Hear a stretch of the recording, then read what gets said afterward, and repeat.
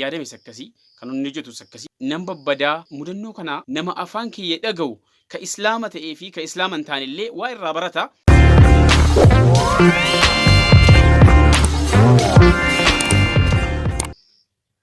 Assalamu alaikum wa rahmatullahi wa barakatuh. Kabajamtoota fi jaalatamtoota hordoftoota Bayaan Miidiyaa. Akkam jirtu nagaa qabduun isiniin jedha.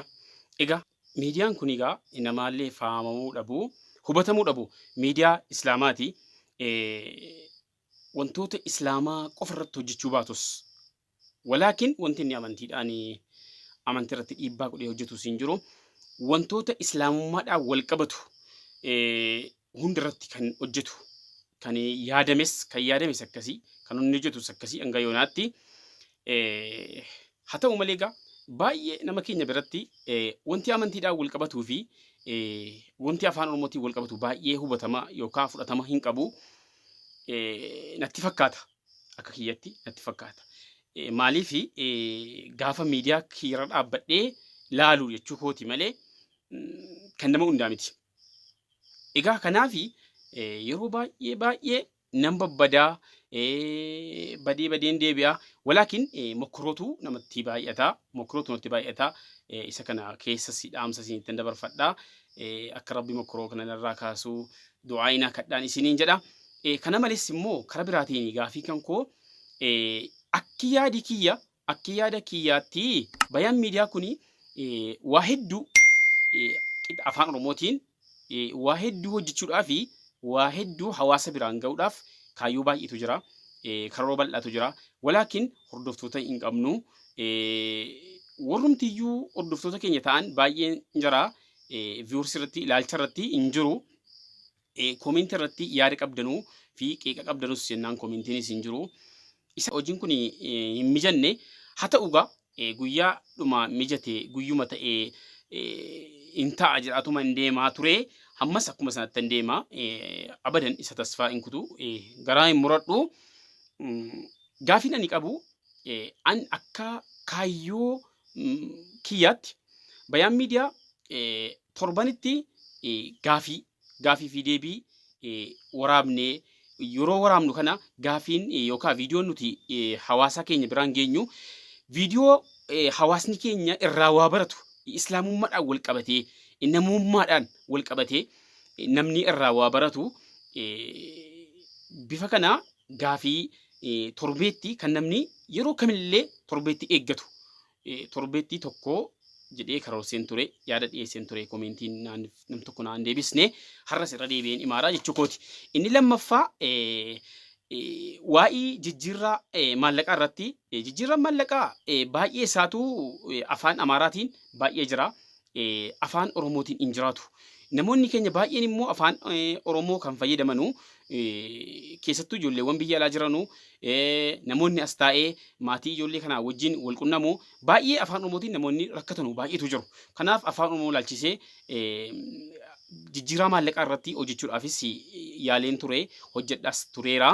Isarrattis yookaan qeeqa yookaan yaadas nan dhabee walumaa galagaa har'a kan inni dhiyaadheef inshallah viidiyoo baay'eetu jira. Wantoowwan nama dhibanu nama dinqisiisanu baay'eetu jira. Wantoowwan irraa baratanu baay'eetu jira. Kan nama ajaa'iba godhus baay'ee lafa jira. Waan baay'eetu jira inshallah. Yoo rabbi kuna gargaare yoo mokoroon natti hin baay'anne mudannoo ergan yuutuuba kana hojjechuudhaaf yookaan miidiyaa kana hojjechuudhaaf ol ka'ee mudannoo na mudate guyyaa tokko viidiyoo mudannoo jedheen isiniifan dhiyeessa inshallah yoo rabbi jedhee. Kanaaf yoo rabbiin naaf mijeesse yoo rabbiin nama koruu baatee waan baay'eetu lafa jira. Waan baay'ee inshallah isiniifanii hojiitti nan galaa. Egaa kaniin har'a isin bira dhufee fi maamiltoota yookaan hordoftoota Bayaan Miidiyaatii fi kanneen illee maamiltoota hin ta'in hawaasa nama afaan kiyya dhaga'u ka islaama ta'ee fi ka islaama hin taanillee waa irraa barata hunda kan hin gaafadhu. Maal irratti isiniif akkana hojjedhu? Koomentii irratti yaada qabdanu yaada obbolummaa al-islaamu akhul islaam islaamni obboleessa islaamaati jechi kan koo yookaan gochi kan koo hin mijatu hin ta'u yoo ta'e namoonni ay kuniin ta'u ture silaa akkas ta'uu qaba jettanii yaaddanu yaada keessan komentirra naa kaa'aa. Namni deeggarsa immoo jabaadhu naan jettanu kanuma akkuma kana jedha sissiqaa goobana jiinii akkuma jedhamu suuta finyoon dhakaa mura yookaan akka jedhamu suuta itti deemtaa jabaadhu si duukaa jirraa.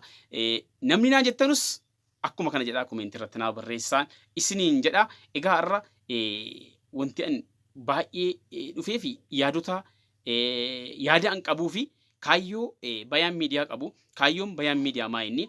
Bayaan miidiyaa jechuun ifa galchaa jechuudha. Bayaan jechuun dhumti egaa Arabiffarraa fudhamee jechi kun jecha Arabaati. Islaamic miidiyaa waan ta'eef kana yaadame kun immoo hiika guddaa qaba. Namoonni hiikatus jira baay'eensaa.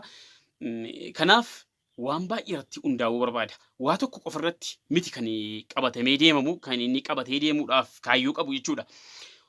Wantoota nama rakkisu hundasaa of keessatti qabate islaamummaadhaan qabate hawaasni islaamaa hawaasni afaan kiyya dhaga'u hundi jechuudha. Saba Oromoo saba kaam utuu hin jedhin utuu saba addan baasiin walaakin namni afaan kiyya dhaga'u namni afaan Oromoo kana dhaga'u jechuudha. Dhaga'uu waan keessaa fayyadamuu qabu. Faayidaa namarratti hundaa'eeti kan miidiyaan kun baname jechuudha chaanaaliin kun. Kanaaf kanarratti egaa mee akkamitti isiniif hojjedhu? Akkamittiin isiniif haa hojjedhu? Yaadi qabdanu hundi keessan waan tokko isiniin miidhu isiniin rakkisu anaaf mooraalii ta'a yookaan jajjabina naaf ta'a. Isiniif immoo deeggarsa ta'a. Yaada qabdan komentirra naa kaa'aa. Kanneen immoo chaanaala keenyaa fi haaraa taatan subscribe gochuudhaan maamila nuu ta'a. Like gochuudhaan immoo viidiyoo keenya ilaaluu eegala mooraalii guddaa nuuf ta'a. Isiniin jedha. Egaa inshaallah komentii keessan ilaaleen viidiyoodhaan isinittan deebi'a. Hanga walitti deebinutti. Wassalaamu alaikum wa rahmatullahi wa barakatuh.